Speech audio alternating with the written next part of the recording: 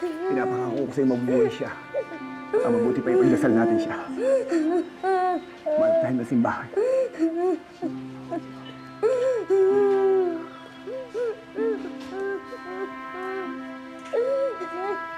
Tara.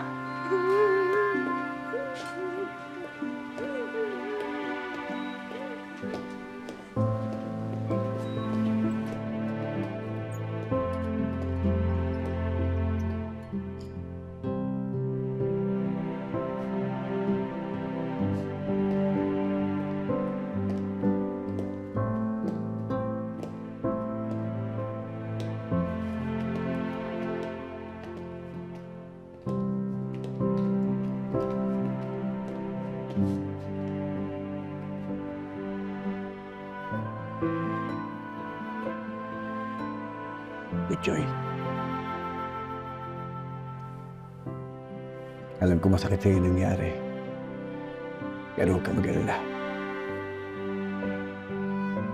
Dahil hindi ka pababayaan ng Diyos. Ipagdarasal natin ang nanay mo.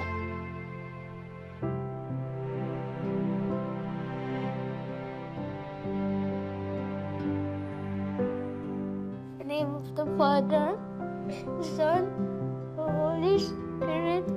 Amen. Lord Jesus, pagalingin niyo po ang nanay ko. Huwag niyo po muna siya kukunin. Promise po, magiging mabait na ako.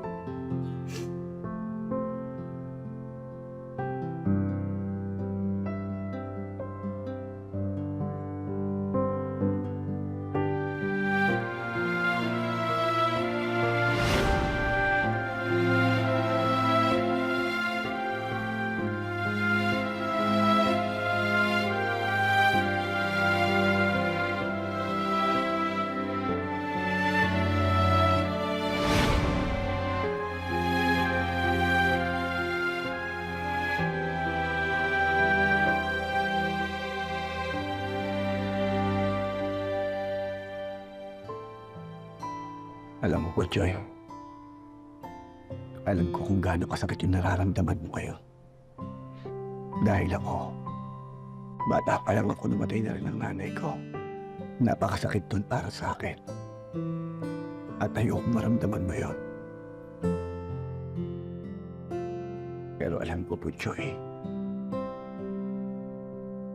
hindi pa babayaan ng Diyos si Aling Linda. Sinisiguro ko sa'yo, makakaligtas ang nanay mo. Kaya yung dinasal mo, pakikinggan niya. At hindi ka niya pababayaan.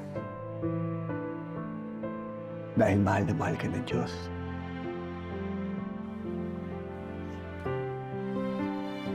Si Paps na lang ang pag-asa ko. Sana bigyan niya ako ng trabaho. Kailangan kong matulungan si Aling Linda. Hindi pwede mawala ang nanay ni Butchoy. Ayokong maramdaman niya ang naramdaman ko. Nag-aalala